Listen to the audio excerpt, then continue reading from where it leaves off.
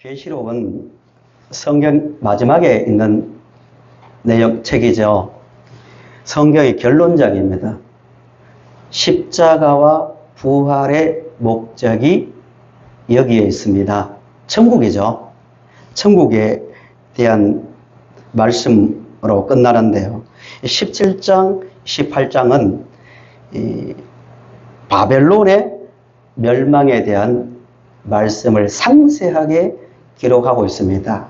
상징이죠. 바벨론은 상징이죠. 계시록을 보시면 상징이 굉장히 많이 나오죠. 상징을 이해해야 계시록을 바로 이해할 수 있습니다. 예를 들면 금초대, 금초대가 뭔가 아셔야 되고요. 그 다음에 일곱 인, 일곱 나팔, 일곱 대접, 용, 열불, 짐승, 새 예루살렘, 흰말 탄 자, 본문에 나온 바벨론, 애국, 천년왕국, 두 정인 등 상세한 정인들을 굉장히 두 정인 등 이 상징이 굉장히 많이 나옵니다. 이 상징 언어를 쓰냐 하면 두 가지 목적이 있어요. 하나는 로마의 극한 박해 상황 속에 있었기 때문에 직접적 표현을 피하기 위해서 상징 언어를 많이 사용하고요. 또 하나는 의미를 깊이 이해하고 선명하게 전달하기 위해서 상징을 많이 씁니다. 본문에 이 바벨론도 상징인데 뭘 상징하는가? 이 세상을 상징합니다. 그러면 세상에는 아수르도 있고 또 여러 페르시아도 있고 이집트도 있고 많은 제국이 있는데 왜 바벨론을 상징으로 이 세상의 상징으로 사용했는가 하면은 바벨론은 인본주의를 가장 잘 보여주는 제국입니다. 인간의 거만, 또 타락한 문명, 자기 중심의 어떤 욕망에 잡힌 모습을 가장 잘 보여주기 때문에 이 세상을 상징하는 제국으로 바벨론을 사용하고 있습니다. 바벨론의 문화를 한마디로 말하면 인간이 세상의 주인이라는 거예요. 인본주의라 하죠. 인본주의. 인간을 존중하는 것은 좋은 일이지만 세상의 주인이 인간이라고 말하는 것은 하나님의 말씀을 정면으로 도전하는 겁니다. 하나님을 도전하는 말이 인간이 세상의 주인이라는 말입니다. 계시록 11장 8절을 보시면 여기도 상징이 나와요. 그들의 시체가 큰 성 길에 있으리니 그 성은 영적으로 말하면 뭐라고요? 소돔이라고도 하고 애굽이라고도 하니 곧 그들의 주께서 어디에 십자가에 못 박힌 곳. 그 십자가에서 못 박힌 곳이 이 땅이잖아요. 소돔과 애굽을 상징으로 사용하는 이유는 소돔은 타락한 삶을 가장 잘 보여주는 곳이에요.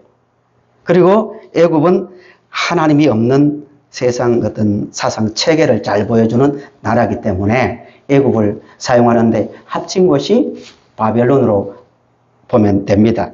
하나님 없이도 잘 살 수 있다는 생각으로 돈과 쾌락과 세상의 힘을 성공으로 여기며 사는 사상체계가 뭐라고요? 바벨론입니다.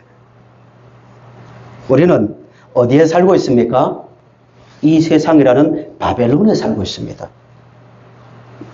이 세상 세계관이 분명해야 됩니다. 우리는 바벨론이라는 이 세상 속에 살고 있습니다. 그래서 계시록은 중요할 때마다 계시록을 읽어보시면은 일곱 인, 일곱 나팔, 일곱 대접하고 천년왕국 쭉쭉 나오는데 중간중간마다 어떤 내용이 나오냐면은 하늘에서 음성이 들렸고 또 하늘의 어떤 모습을 보았다는 이 내용이 많이 나옵니다. 왜 그러냐면은 이 땅에 사는 우리가 어떤 존재인지 이 땅은 어떤 곳인지를 알고 어디를 바라보며 살라고요? 위를 바라보며 살라고요. 끊임없이 음성이 들립니다. 하늘에서 내가 들으니 내가 보니 이 말이 중간중간마다 나오고 있거든요. 오늘 본문에도 하늘에서 큰 소리가 들렸다고 말합니다. 4절을 보십시오. 4절을 우리 크게 우리 한 목소리로 읽겠습니다. 4절 시작. 내 백성아 거기서 나와 그의 죄에 참여하지 말고 그가 받을 재앙들을 받지 말라라고 말합니다. 이 소리는 마치 이런 소리입니다. 집에 불이 났는데 자녀가 아무것도 모르고 잠을 자고 있는 거예요. 문이 잠겨 있습니다. 그럼 밖에서 어떻게 할까요? 소리를 지르겠죠. 점잖게 그냥 야 일어나 하고 끝내겠습니까? 말도 안 되죠. 급한 마음에 목이 터져나가도록 소리 지르겠죠. 일어나라고 정신 차리라고. 그와 똑같은 말씀이 4절입니다. 내 백성아 거기서 나오라라고 하늘에서 큰 음성이 들렸다고 말하고 있습니다. 어떤 마음이 느껴지세요? 거기 있으면 큰일 나 빨리 나오라는 아버지의 마음이 느껴지십니까? 왜 거기서 빨리 나와야 됩니까? 이 세상은 멸망받을 바벨론이기 때문입니다. 8절 보세요. 8절 이렇게 말합니다. 계속 18장은 사라졌더라, 보이지 않더라, 망했더라 이런 말들이 계속해서 나오거든요. 그 중에서 8절을 보시면 이렇게 말합니다. 그러므로 하루 동안에 그 재앙들이 이르리니 곧 사망과 애통함과 흉년이라. 그가 또한 불에 살라지리니 그를 심판하시는 주 하나님은 강하신 자이심이라 라고 말합니다. 얼마 동안 사라진다고요? 하루 동안. 일순간에 바벨론은 멸망당할 것이기 때문에 빨리 그곳에서 나오라는 음성이 하늘에서 들린 겁니다. 17절도 같은 말씀이 나옵니다. 그러한 부가 얼마 만에 망했다고요? 1시간 만에. 일순간에 망한다는 거예요. 1시간이 망하였도다. 모든 선정과 각처를 다니는 성객들과 선원들과 바다에서 일하는 자들이 멀리 서서라고 말하고 있습니다. 이 세상은요, 역사의 제국 바벨론이 그랬던 것처럼 영원할 것 같고요. 과학이 발전하고 뭔가 또 요즘 인공지능 얘기가 많이 나오잖아요. 발전하면 인간이 해결하지 못할 문제가 없는 것처럼 느껴지지만 세상은요, 분명히 하나님께서 말씀하십니다. 일순간에 심판 받을 것을 분명히 말씀하고 있습니다. 그래서 하늘에서 음성이 들린 겁니다. 내 백성아, 이 세상에서 빨리 나오라고 말씀하고 있는 겁니다. 바벨론이 멸망한 원인을 구체적으로 쭉 길게 말씀하고 있어요. 18장을 쭉 읽다 보면은 굳이 이런 내용까지 기록할 필요가 있는가 할 정도로 상세하게 하나하나 그 내용들을 기록하고 있는데요. 이 많은 말을 요약하면 바벨론이 왜 멸망했는가? 딱 한 가지입니다. 하나님을 인생의 주인으로 인정하지 않고 자기 자신이 인생의 주인으로 삼고 살았기 때문입니다. 7절을 보시면 자기를 신격합니다. 나는 여왕이다 이렇게 말합니다. 왕이라는 거예요. 인본주의죠. 아담과 하와가 최초의 사람 아담과 하와가 타락한 원인도 똑같습니다. 누구라고요? 하나님이 아닌 인간 자기 자신이 세상의 주인이 되어서 살려는 그 마음에서 선악과를 먹은 것 아닙니까? 선악과의 사건의 핵심입니다. 사탄이 와서 먹으면 아주 지혜로워져서 하나님처럼 된다고. 이 말은 하나님 하면서 하나님에 매여 사냐. 너희들이 주인공이야. 현대의 언어로 해석하면 인간이 주인이지. 보이지 않는 하나님이 무슨 주인이냐. 요즘 언어로 표현하면 다 인간이 만들어낸 거다. 그게 종교다. 하나님 없어. 인간이 만들어서 낸 존재가 하나님이고 신이야. 이렇게 말하는 것과 같습니다.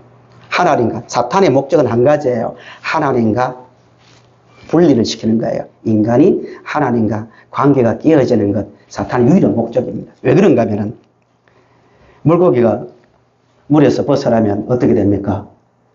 죽습니다. 물이 물고기를 죽인 게 아니잖아요. 그죠? 이런 표현을 많이 썼죠. 그냥 죽는 거예요. 나무가 살 곳은 어디예요? 땅입니다. 땅에서 벗어나면 나무는 죽는 거예요. 인간과 하나님의 관계가 그렇다는 거예요. 원래적 관계입니다.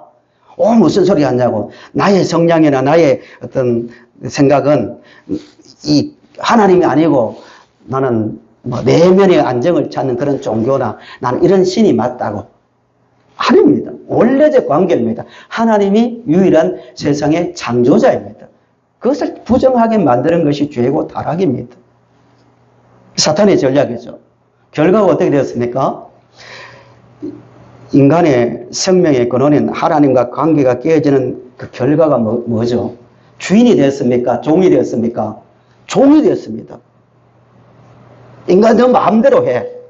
너희들이 가지고 있는 능력을 발휘해서 인공지능을 사용하든지 유전자 공학을 발전시키든지 너희들 힘으로 살면 그것이 자유고 평안이고 행복이야. 인간이 주인공이야. 그 말을, 사탄의 말을 들은 인간의 결과는 세상의 주인이 된 것이 아니라 노예가 되었습니다. 어떤 노예가 되었습니까? 쾌락의 종이 되었습니다. 끊임없이 자기가 원하는 것을 추구해도 만족이 안 된단 말입니다. 쾌락의 주인이 되었다면 어떻게 됐을까요? 이것만 가지면 만족이 되어야 됩니다. 이것만 가지면 더 이상 바랄 것이 없는 만족이 되어야 주인이죠. 근데 안 됩니다. 성경은 끊임없이 말합니다. 너희들 은을 가져와라, 금을 가져와라, 아무리 마셔봐라. 너희들은 어떤 존재다? 목마른 존재다. 왜? 생명의 근원인 하나님과 관계가 끊어졌기 때문입니다. 물질의 종이죠. 죽음의 종이죠. 주인공이 된 게 아니라, 주인이 된 게 아니라 죽음의 종이 되었죠. 근본적으로 사탄의 종이 되었습니다. 공중 건세 잡은 자의 노예가 되었습니다. 사탄이 인간을 속인 그 목적이죠. 이런 가운데서 세워진 문화가 바벨론 문화란 말입니다. 물질 숭배, 자기 욕망 숭배, 그러면서도 영적인 두려움 가운데서 사탄의 지배를 받는 것이 인간의 현실이란 말입니다. 이것을 잘 논리적으로 요약한 것이 로마서라고 말씀드렸어요. 신앙생활을 하다가 구원에 대해서 헷갈리거나 갈등이 생기면요. 또 구원이 뭔지를 체계적으로 논리적으로 알기를 원하시면 로마서를 보시면 됩니다. 로마서는 어떤 단어가 가장 많이 나온다 했습니까? 그런즉, 그러므로, 그러나 이 말이 계속 나옵니다. 왜 그렇죠? 인간이 왜 타락했는지, 죄를 짓고 난 다음에 어떻게 되었는지, 구원은 어떻게 받는지, 구원받은 이후의 삶은 어때야 되는지 하나 논리적으로 설명해 주는 책이 로마서예요. 그래서 굉장히 유익합니다. 로마서를 1장부터 하나하나 읽어보세요. 궁금한 점 대부분에 대해서 다 답을 주고 있습니다. 왜 죽게 됐는지, 왜 만족 못하는지, 왜 두려움이 생겼는지, 왜 인간은 욕망 가운데 잡혀버렸는지, 왜 인간은 그 스스로 힘으로 거기에서 벗어날 수 없는지 7장 이야기. 어떻게 하면 그곳에서 벗어날 수 있는지 8장. 3장으로 들어가면 어떻게 구원을 받는지. 그래서 구원을 받고요. 그냥 믿어 아니에요. 믿으면 됩니다. 믿어지면 됩니다가 아니라 이래서 이렇고 이래서 이렇고 다 설명한 것이 로마서인데요. 그 중에서 왜 인간은 그런 비참한 상태에 빠졌는가를 잘 설명하는 부분이 1장 20절에서 22절입니다. 길게 1장 전체를 보면 좋지만 이 부분만 설명하면요. 하나님을 인간이 인정하지 않았다 하고 그러면 결과가 뭔가 이렇게 말해줍니다. 바벨론의 문화의 끝이 무엇인가 이 말입니다. 이 세상이 추구하고 이 세상에 땀 흘려 일해서 세운 이 문화들의 결과가 뭔가를 잘 설명해 줍니다. 1장 20절부터 22절을 보시면 21절 하나님을 알되 하나님을 영화롭게도 아니하면 이게 인간의 목적이거든요. 하나님 말씀대로 살고 하나님 뜻이 어디에 있는가 늘 거기에 맞추어 사는 것이 목적인데 영화롭게도 아니하며 감사하지도 아니하며 오히려 타락한 결과입니다. 그 생각이 첫 번째 어떻게 됩니까? 허망해집니다. 원래 그런 건 아닌데 인간이 허망해지고요. 미련한 마음이 어떻게 되었어요? 어두워집니다. 우주 끝까지 가려고 지금 도전하고 있잖아요. 근데요, 마음이 어두워졌고요. 왜요? 생명의 신 하나님을 인정하지 않는 그 순간부터 22절 스스로 지혜 있다 하나 어떻게 됩니까? 어리석게 되어 지성, 감성 모든 게 다 파괴되고 있습니다. 23절 썩어지지 아니하는 하나님의 영광을 썩어질 사람과 새와 짐승과 기어다니는 동물 모양의 우상으로 바꾸었느니라라고 말합니다. 하나님의 영광은 하나님의 영원성과 완전성을 말하는데요. 하나님은 영원한 분이잖아요. 그런데요, 헤로가 망가져 버리니까 어떤 것을 경배의 대상으로 삼습니까? 사람, 새, 물질, 뭐 이런 눈에 보이는 것을 경배의 대상으로 삼게 되었다는 겁니다. 왜? 망가졌으니까. 인간이 굉장히 지혜로운 것 같지만요, 로마서는 분명히 말합니다. 감성도 망가졌고, 지성도 망가졌고, 영적인 것도 다 망가져서 무엇의 종로로 답니까? 썩어짐의 종로로 답니다. 이 표현이 굉장히 중요합니다. 썩어짐의 주인이 되었다는 말 한 번도 안 나옵니다. 썩어짐이 뭐가 됐다고요? 종이 된 겁니다. 인간은요, 동물은 아니에요. 영이 없기 때문에 일정한 거 먹이 주고 고양이 보고 어제 제가 집에서 고양이 보고 먹이 주라 이러니까 생소하게 들려다봐요. 밥 줘야 되는데 동물들은 이 물질, 필요한 것 채워주고 조금 더 말하면 동물이 원하는 마음이 어떤 걸 채워주면요 더 이상 바랄 게 없어요. 근데 인간은 아니에요. 완벽하게 원하는 것 다 채워주고 정신적으로 어떤 것을 채워준다 할지라도요 절대 만족할 수 없습니다. 왜 그럴까요? 영이 있기 때문입니다. 하나님의 영이 들어와 있기 때문에 우주보다 큰 하나님의 영이 있기 때문에 우주를 채워도 만족이 됩니까? 안 됩니까? 안 돼요. 하나님의 형상으로 지금 받았기 때문에. 그래서 다른 것으로 계속 채우려니까 물질적인 것을 썩어집니다. 썩어질 것으로 채우려니까 채워집니까? 안 채워집니까? 안 되는 거예요. 그것 추구하다 사는 것을 썩어짐의 종 노릇한다고 성경은 말하고 있습니다.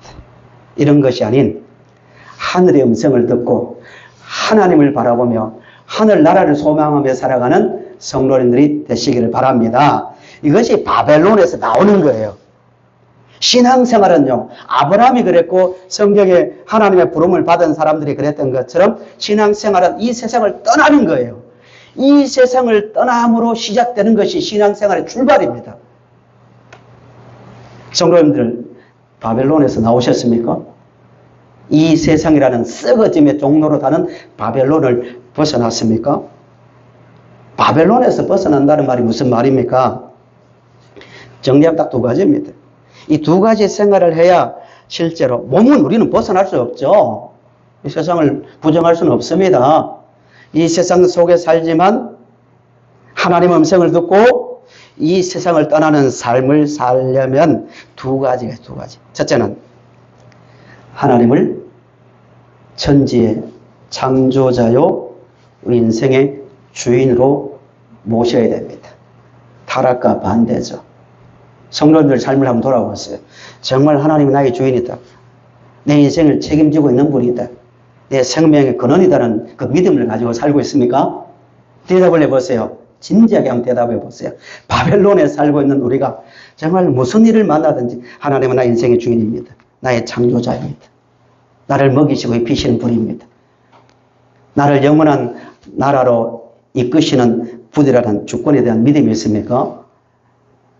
이게 분명해야 됩니다. 그래야 하나님을 하나님으로 인정하는 바벨론의 백성이 아닌 하나님의 백성의 삶을 사는 것입니다. 현대는 정말 이 이야기가 설교 때마다 나오지만요. 하나님을 너무나 우습게 여기는 시대가 되었습니다. 인간이 타락한 본성 중에 하나가 뭐냐면 조금만 손톱만큼의 자신감이 생기면요, 자기가 왕이 되려는 강력한 본성이 있습니다. 바벨탑을 쌓을 때도 그랬죠. 타락한 시대마다 그렇습니다. 하나님을 우습게 여기는, 과학의 발전으로 우습게 여기는 시대가 되었습니다. 결과는 똑같습니다. 아무리 저는 그렇게 봅니다. 성경을 바탕으로 세계를 볼 때 인간은요, 우리 눈에 보이는 모든 것을 갈 수 있습니다. 하나님께서 지혜라는 공유적 속성을 주셨기 때문입니다. 웬만한 것은, 머릿속에 들어있는 모든 것은, 웬만한 것은 다 실행할 수 있는 능력이 있습니다. 그러나 절대로 인간의 힘으로 할 수 없는 것이 있습니다. 죽음이라는 노예의 신분, 탐욕이라는 이 욕망이라는 노예의 신분, 사탄의 권세라는 이에 잡힌 노예의 신분에서 인간은 절대로 벗어날 수 없습니다. 우리 인간 자신을 제대로 봐야 합니다. 그래서 이 어둠에서 벗어나려면 어떻게 됩니까? 하나님을 왕으로, 하나님을 내 인생의 인도자로 중심에 모시고 사는 겁니다. 성도님들의 삶이 되시기를 바랍니다. 하나님을 영원토록 즐거워하고요, 내 인생의 목적이 하나님께 영광이 될 수 있기를 바랍니다. 이것을 가지고 자유를 합니다. 성경이 말하는 자유입니다. 세상이 말하는 자유하고요, 성경이 말하는 자유는 달라요. 뭘 자유하다는 거예요, 세상적으로? 얼마를 가져야 자유합니까? 계속 전쟁이 일어나고 있는데 얼마를 도대체 그 나라가 차지해야 자유하겠어요? 거기 익숙해지면 또 다른 욕심이 생깁니다. 절대 자유 안 됩니다. 원하는 거 다 가져보세요, 자유한가? 인간이 자유한 유일한 방법은 하나님을 영화롭게 하고 하나님을 즐거워하는 겁니다. 이것이 세상이라는 바벨론에서 떠나는 거예요. 두 번째는 같은 이야기지만 삶의 기준이 하나님의 말씀이 되어야 됩니다. 철저히 됩니다. 성도들은 이 땅을 살아갈 때 모든 판단의 기준, 성공, 실패의 기준, 행복의 기준이 하나님의 말씀이 되기를 바랍니다. 자신을 볼 때 여러분 성도들은 성공했다고 봅니까? 실패했다고 봅니까? 상당히 좀 헷갈립니까? 하나님 말씀을 가지고 그래도 내 인생은 나는 복받은 사람이다, 성공한 사람이다라고 인정할 수 있어야 됩니다. 왜? 우리는 하나님의 자녀이기 때문입니다. 어떤 경우이든지 하나님의 말씀이 판단의 기준이 되시고 성공 실패의 기준이 되시고 행복과 불행의 기준이 될 수 있기를 바랍니다. 12절 13절을 보세요. 보시면 이런 내용까지 기록할 필요가 있는가? 그 당시에 성경 글자 한자 쓰기도 굉장히 힘든 상황인데 어떻게 이런 내용까지 다 기록했는가 할 정도의 내용들이 쭉 나옵니다. 바벨론이 사용한 그 물품에 대한 목록이 나와요. 12절부터 보세요. 7가지로 분류할 수 있어요. 7가지로. 12절부터 보시면 첫째는 보석류입니다. 보석류. 12절 그 상품은 금과 은과 보석과 진주. 두 번째 내용은 고급 옷감들입니다. 세마포와 자주 옷감과 비단과 붉은 옷감이요. 세 번째는 고급 가구입니다. 가구. 의도적으로 다 들어줍니다. 빼도 되는데요. 가구, 각종 향목과 각종 상하 그릇이요. 값진 나무와 구리와 철과 대리석으로 만든 각종 그릇이라고 말합니다. 네 번째는 13절에 보세요. 향료입니다. 향료. 음식의 문제. 고급. 입맛을 좋게 하는 계피와 향료와 향가, 향유와 유향가, 포도주와 감람류와 고운 밀가루와 밀이요. 그 다음에 고급 음식들 다음에 가축들이 나옵니다. 경제적인 것을 말하죠. 소와 양과 말과 수레와 라고 말하고 그 다음 7번째는 종들과 사람의 영혼들입니다. 그 그 당시에 노예 시장이에요. 큰 시장에서는 1만 명 이상이 노예로 사고 팔렸다고 합니다. 자기 육적인 만족을 위해서 영혼까지 팔아버리는 문화가 바벨론 문화입니다. 왜 이렇게 7가지 항목으로 나눌 정도로 상세하게 그들이 누렸던 것, 추구했던 것을 상세하게 말할까요? 가구, 음식, 의복, 또 어떤 힘, 이런 걸 왜 말할까요? 하나님을 주인으로 모시지 않는 인생은 이름만 다르고 형태는 조금 다르지만 이 틀에서 벗어나지 않는다는 것을 말하고 싶어서 구체적으로 말하고 있는 것입니다. 이런 것을 추구하다가 그냥 썩어져가는 인생. 그것이 바로 바벨론이 추구하는 세상이고 문화입니다. 주님께서도 말씀하셨어요. 무엇을 먹을까, 무엇을 입을까를 누가 구한다고요? 이방인들이 구한다고 말하잖아요. 목사님, 저는 먹을 것, 고민하는 문제 중에 대부분이 무엇을 먹을까, 어떻게 먹을까, 어떻게 살까 문제인데요. 이게 어떻게 나쁜 것입니까? 라고 말할 수 있지만요. 주님의 말씀은 너희들은 그런 거 구하지 마라. 무엇을 먹을까, 무엇을 입을까. 이건 이방인들이 구한다는 이 말은 모든 목적이 거기에 있다는 겁니다. 그 넘어서서 인생의 목적이 무엇이 되어야 된다는 거예요. 하나님의 영광이고 하나님께 기쁨이 되는 삶을 사는 것이 인생의 목적이고 구하는 것이 되어야 된다는 뜻에서 이렇게 말하는 겁니다. 말씀의 결론입니다. 그러면요, 우리는 지금 어디에 살고 있다고요? 바벨론에 살고 있습니다. 곧 하루아침에 사라질 이 땅에 살고 있는데 바벨론의 문화, 바벨론의 어떤 가치가 내 마음에 들어오지 않도록 하려면 구체적으로 어떻게 해야 되는가? 분명한, 조금 전에 드린 말씀대로 하나님 말씀이 아닌 것에 대해서는 분명한 선을 꺼야 됩니다. 결단을 해야 됩니다. 따라합시다.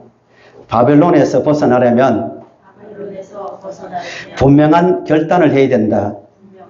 결단이 뭐예요? 선을 끊는 거예요. 하나님 말씀이 아닌 것은 하지 않겠다는 결단이 있어야 됩니다. 설교 듣고 그냥 그렇구나, 그렇네 정도가 아니라 돌아가셨어요. 구체적으로 내가 하지 말아야 될 것, 내가 해야 될 것, 말씀을 가지고 구체적으로 한번 정해 보세요. 나 이렇게 살겠다고. 이것이 성공이라고 분명하게 선을 끊는 분들이 되시기를 바랍니다. 작은 타협이요. 타락은 항상 작은 타협으로부터 시작됩니다.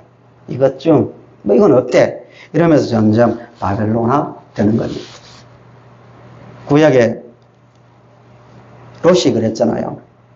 롯이 소돔성이 멸망하기 전에 어떻게 했습니까? 조금씩 처음에는 소돔 근처에 갑니다. 뭔가 느낌이 왔겠죠.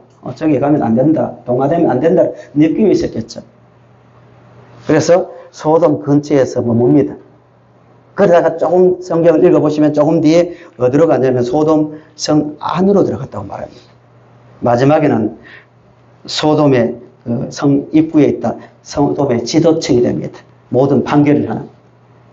그래서 소돔성이 멸망했잖아요.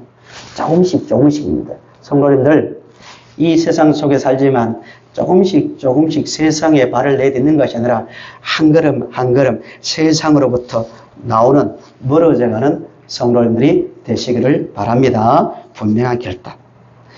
다니엘은 반대의 경우입니다. 다니엘서 1장 8절을 보실까요? 다니엘서 1장 8절을 우리 같이 읽어보겠습니다. 시작.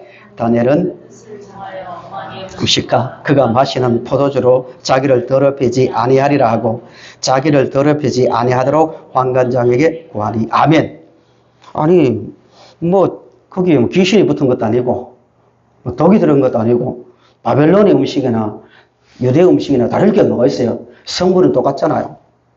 그런데 바벨론에 끌려갔을 때 음식과 포도주와 이런 것을 왜 더럽힌다고 하고 거절했다고 말합니까?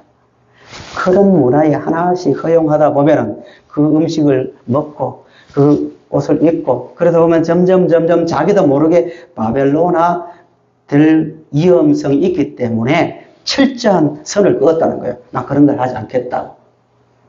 이 철저함이 다니엘을 다니엘 되게 했다는 겁니다. 요즘 그리스도인들이나 밖에 나가보면 세상 사람들이나 구별이 안 갈 정도입니다. 교회나 밖이나 별 차이가 없을 정도로 동화되어 가고 있는 시대에 살고 있습니다. 정신 차려야 됩니다. 이것 좀 어떻습니까? 예수 믿는데. 나는 성경도 읽는데 뭘 어떻습니까? 아니라 선명하게 같이 있지만 구별된 다니엘처럼 구별된 삶을 살아갈 수 있기를 바랍니다. 또 하나 마지막으로 멸망할 바벨론에서 살지만 구별된 삶을 살려면요, 가장 중요한 부분입니다. 하늘의 소망이 분명해야 됩니다. 계시록은 어떤 구조로 되어 있다고요? 현상을 말하면서도 그때 중간중간마다 하늘에서 들린 음성, 하늘의 모습을 본 그 내용을 중간중간에 기록하고 있습니다. 하늘의 소망입니다. 히브리서 11장 13절에서 16절을 보십시오. 이렇게 말합니다. 히브리서 11장은 무슨 장입니까? 믿음장이죠. 믿음장. 믿음이 무엇인가? 믿음으로 사는 모습이 어떤 것인가를 요약해 놓은 것이 히브리서 11장입니다. 구약의 모든 믿음의 사람들의 이름이 대부분 거의 다 들어가 있는데요. 이렇게 요약합니다. 그들의 믿음이 무엇이었는가? 13절부터 16절을 보시면 이 사람들은 다 믿음을 따라 죽었으며 약속을 받지 못하였으되 그것들을 뭐 했다고요? 멀리서 보고 환영하며 또 땅에서는 어떤 자로 살았습니까? 예국인과 나그네임을 증언하며 살았다는 겁니다. 이유가 뭔가? 14절. 그들이 이같이 말하는 것은 자기들이 본향 찾는 자임을 나타내미라라고 말합니다. 특징이에요, 특징. 그것 속에 살았지만 멀리서, 믿음으로 멀리서 장차 들어갈 그 나라를 바라보았다는 겁니다. 영적으로 민감해지면요, 천국이 현재화됩니다. 내가 신비주의를 말하는 것이 아니라 영적으로 깊어지면 마치 천국이 눈앞에 와 있는 것처럼 사는 거예요. 그러니까 사람들에게 어떻게 말합니까? 삶으로서 나는 이 땅의 사람이 아니라고, 나그네라고, 내 본향은 어디라고요? 천국이라고 말하며 살았다는 거예요. 이것이 믿음의 사람들의 특징입니다. 우리의 삶이 되어야 됩니다. 고린도후서 4장 18절도 같은 이야기입니다. 우리가 주목하는 것은 보이는 것이 아니요 보이지 않는 것이니 보이는 것은 잠깐이요 보이지 않는 것은 영원함이라고 말하고 있습니다. 골로새 3장 1절에서 4절도 같은 이야기입니다. 성도 여러분, 우리는 이 땅을 바벨론이라는 곧 멸망받을 이 땅을 살고 있습니다. 그러나 우리의 본향은 천국입니다. 이 믿음의 분명한 눈을 가지고 멀리서 바라보며 하루하루 천국의 소망을 가지고 그 소망 때문에 기뻐하고 소망 때문에 시험을 이기고 소망 가운데서 위로받으며 살아가는 천국 백성의 삶을 살아가는 우리 모두가 될 수 있기를 바랍니다.